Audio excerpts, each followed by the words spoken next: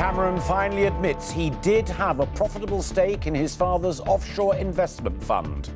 5 days after the Panama leaks and 4 attempts to distance himself from them, the Prime Minister admits a connection.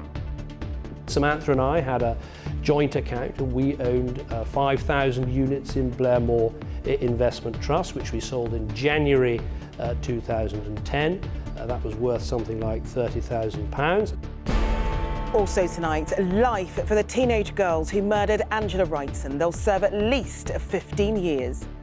The hunger and misery of Ethiopia's worst drought in 50 years.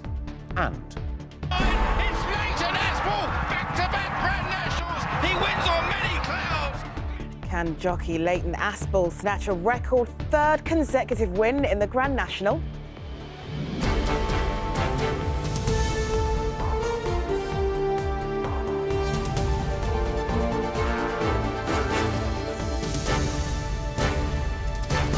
This is the ITV Evening News with Alistair Stewart and Charlene White.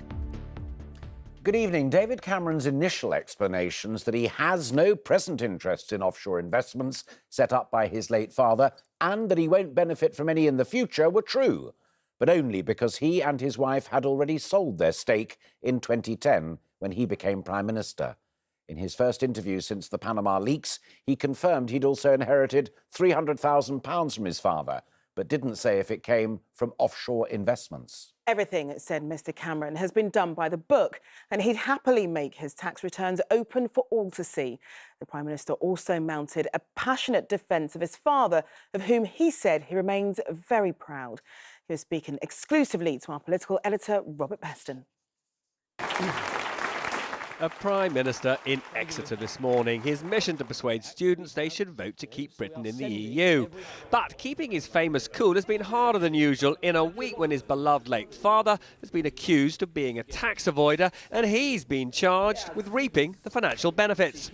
I did own stocks and shares in the past. I sold them all in 2010 because I wanted, if I was going to become Prime Minister, I don't want anyone to say you've got other agendas or vested interests or all the rest of it. And I did. Samantha and I had a joint account and we owned 5,000 units in Blairmore Investment Trust, which we sold in January 2010. That was worth something like £30,000. Was there a profit on it?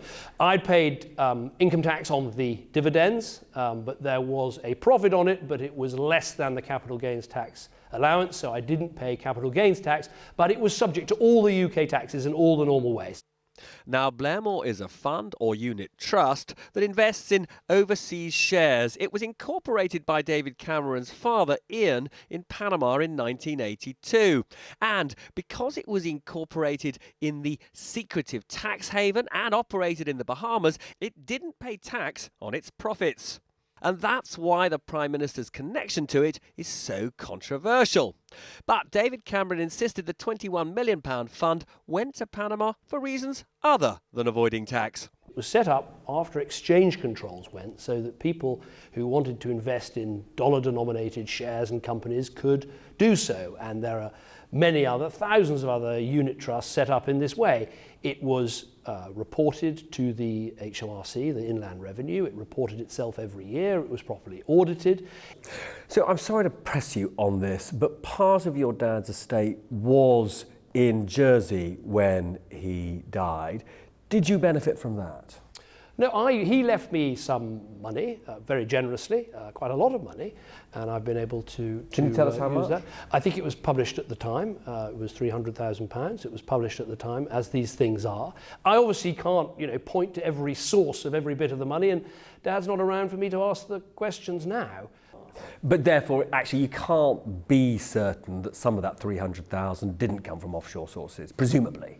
Well, he had investments in Blairmore Investment Trust. And money in Jersey. That was because of another unit trust, again established to industry standard and all the rest of it. Do you think senior politicians should be completely transparent about their earnings and assets? I think the idea of, as I said before the last section, the idea of publishing the information that goes in your tax return, I'm very relaxed about that. Prime Minister, potential Prime Minister, yeah. I'm very happy for that to happen. Of course, it won't be you next. Well, no, except for I'm happy to, get on and do that now. Whether we do it, every year or starting now or going back a couple of years, whatever. I'm very happy with that. I've never hidden the fact that I'm a very lucky person. I had wealthy parents who gave me a great upbringing, who paid for me to go to an amazing school. I've never tried to pretend to be anything I'm not. Prime Minister talking there to Robert Peston, who is now back in Westminster. Robert, why has it taken the Prime Minister 5 days to make those admissions? Well, Alistair, it is rather extraordinary, given that the Prime Minister is rather famous for being adept at public relations, at spin. His failure to make a clean breast until his interview with me today has done him, I think, quite a lot of reputational damage. I assume, like many politicians, he sort of hoped that the media would get bored and move on to something else. Anyway, we do now have the detail. Where does it leave him?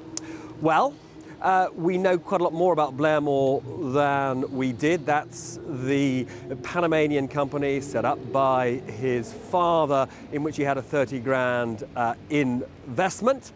It was a tax avoider in the sense that it didn't pay tax on its profits, but those people who owned stakes in Blairmore, like the Prime Minister, did have to pay tax on any profits they made on that stake. Now, for people in the city, for people in his own party, they think that shows there's nothing sinister about any of this, but for the Prime Minister's critics, particularly those in the Labour Party, well, they're going to seize on this disclosure tonight, and I don't believe we've seen the end of this controversy quite yet. Robert, thank you. The two young girls who laughed and joked as they battered their 39-year-old friend to death were locked up for at least 15 years today. The girls, who can't be named for legal reasons, were just 13 and 14 years old when they murdered Angela Wrightson in her own living room. Peter Smith reports. When her body was found, Angela Wrightson had more than 100 injuries. She had been beaten to death by two teenage girls. Angela's mum was in court today to see the sentencing. She passed a letter to the judge, which he relayed to the two young murderers. She describes the horror of seeing Angie's battered body in the mortuary. She does not think she will ever be able to blink those images away. She cannot understand how you could have been as violent as you were. She had been disgusted by the laughing and giggling and sharing of photographs during the time of and immediately after the attack. In Hartlepool today, one of Angela's friends told me she was angry the teenage murderers could serve just 15 years. They're going to get out when they're 30, have a nice life. What about poor Angie and her family? Her mum had to witness her daughter's body on a slab through two teenage girls. Society's awful. Sorry, I can't do this. CCTV from the night of the attack shows the girls going in and out of Angela's house. Today, the judge ruled their identities cannot be revealed. What Angela suffered on the other side of this window is unthinkable for most people. Today, the judge called it gratuitous degradation. She had her clothes stripped from her body, her house was trashed, and she was beaten to death. What makes it perhaps more shocking is that this was carried out by two young girls who were barely teenagers, yet they were capable of such cruelty against a woman who clearly could not defend herself.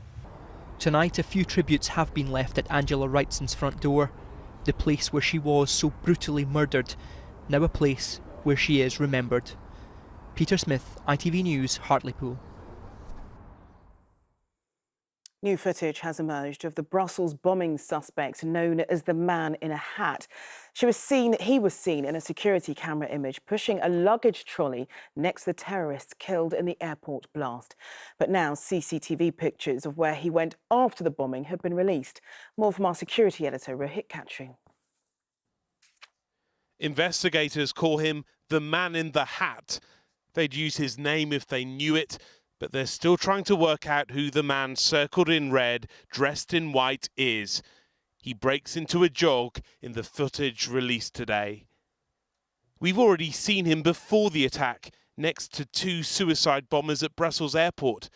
After it, he went into the city, where all trace was lost. Today, Belgian police appealed for more photographs and video footage, a sign perhaps that their investigation still needs a breakthrough. It concerns the third person present on the scene during the attacks in Brussels airport, the so-called man with the hat, as well as the vest he was wearing at the time. We especially appeal to people who might have filmed or taken a photograph of the suspect or link they can provide extra information on this issue. As panic spread, the attackers strolled, shirt sleeves rolled. It's taken the police 2 weeks and 2 days to publish these pictures. They say they need to trace the suspect's coat, but it's the man himself that they most need to find. Rohit Katru, ITV News. The parents of the toddler who died after being tangled in a window blind say they want to stop it happening to other children.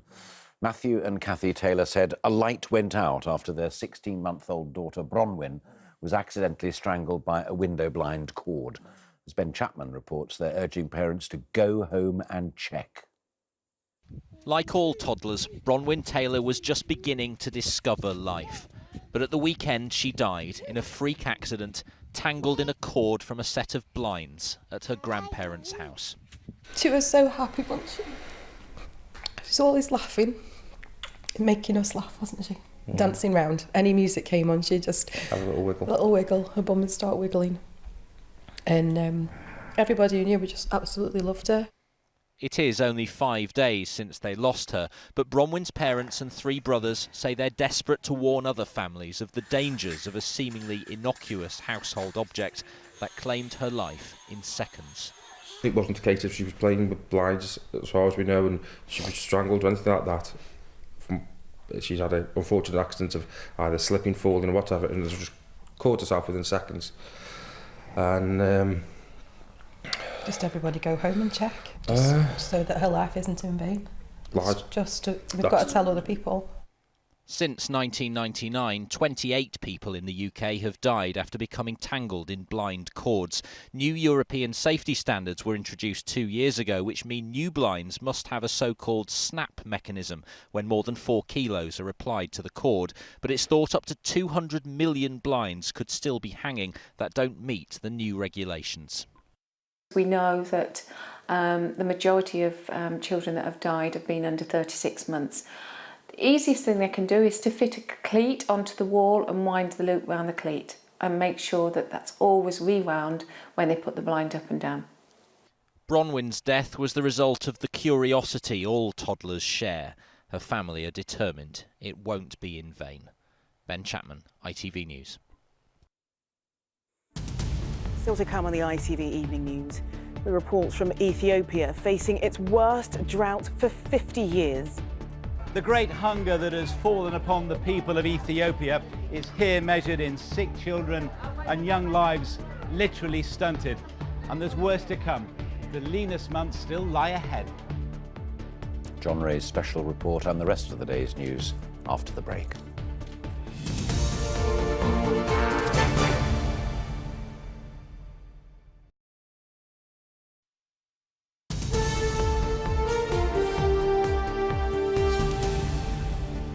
Welcome back. This time, the world knows about the drought in Ethiopia and so might be able to avert the biblical scenes of suffering that it witnessed in the famine of the 1980s.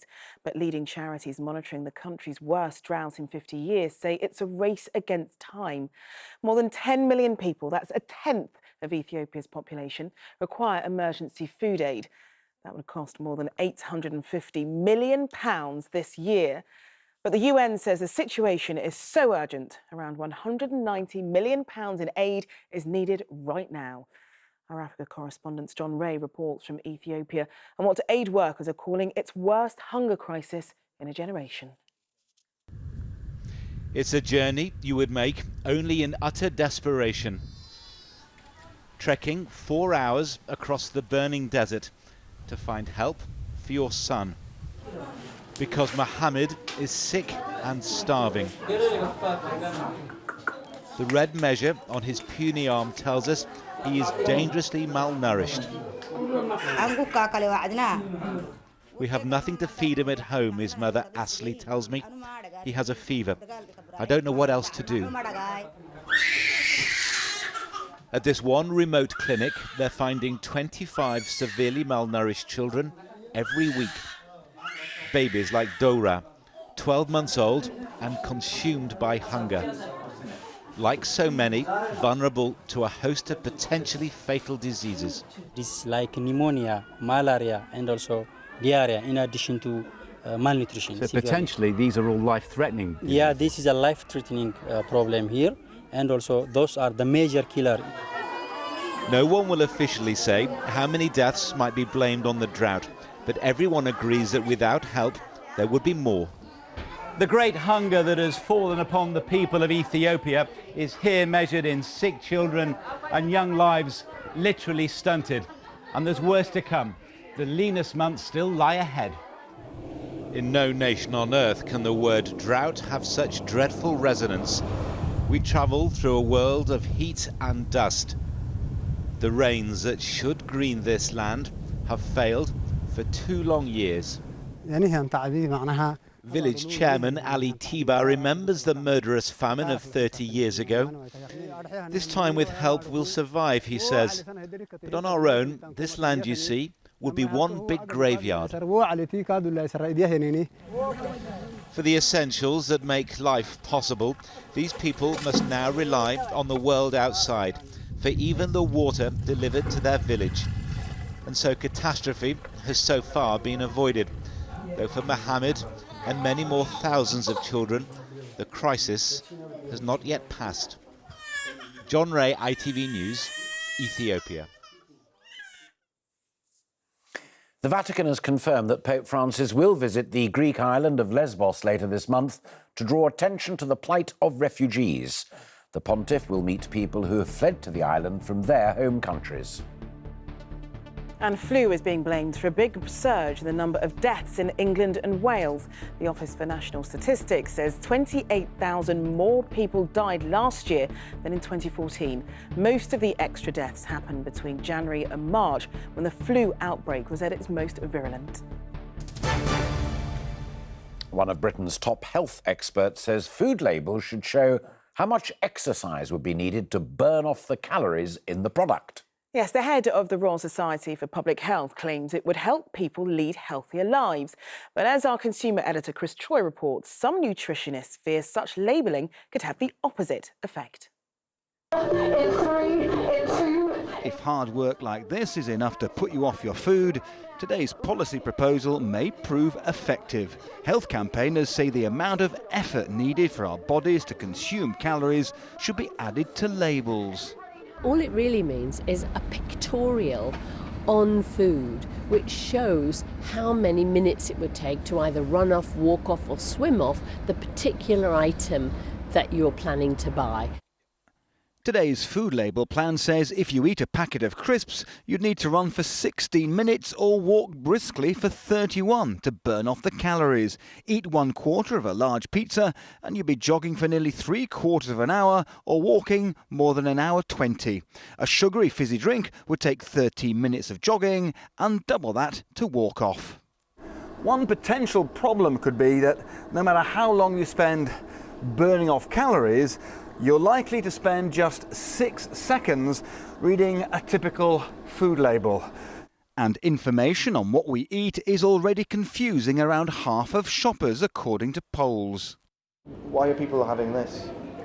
Some nutritionists believe extra information on food could be counterproductive in a society where obsessive eating disorders are on the rise. I worry that people are going to get too concerned with making sure they burn everything that they're eating, rather than worrying about what's actually good for them and what's nourishing their bodies. Britain's waistlines are expanding, but there's doubt about whether we should also expand our food labels. Chris Choi, ITV News. The Grand National is Britain's favourite horse race for good reason. It is the proverbial people's race where legends are made. So the anticipation's already building up at Aintree, where history could be made on Saturday. Jockey Leighton Aspel is aiming to become the first rider to win 3 nationals in a row.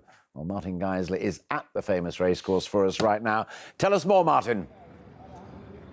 Well, yeah, Alistair, there is definitely something extra special about this festival. Just day one today, still 2 days, of course, to go until the main event, the Grand National on Saturday afternoon.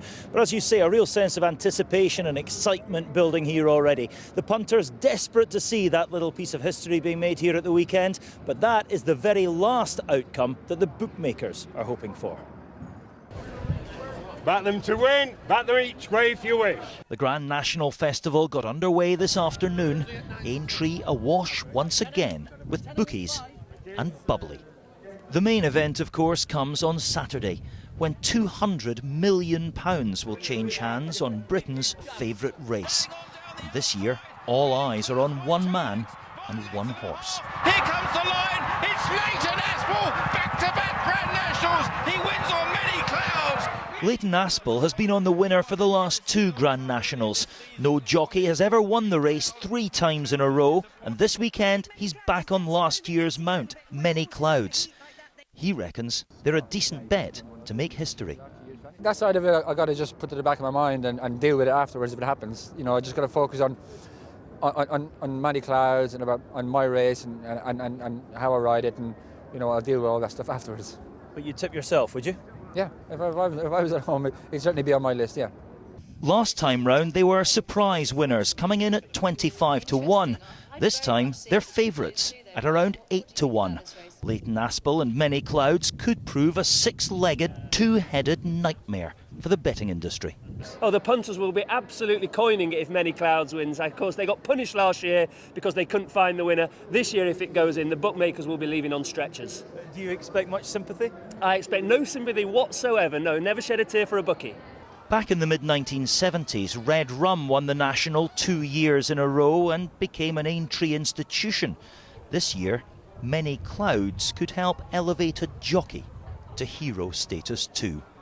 Martin Geisler, ITV News, at the Grand National Festival in Aintree. Right, that's all for now. But later on ITV, I'll be investigating fears that proposed cuts in benefits for young people will put more at risk of being made homeless. That's Generation Homeless tonight at 7:30. Raggy Omar will be here at 10, but from all of the team for now, a very good evening to you. Goodbye.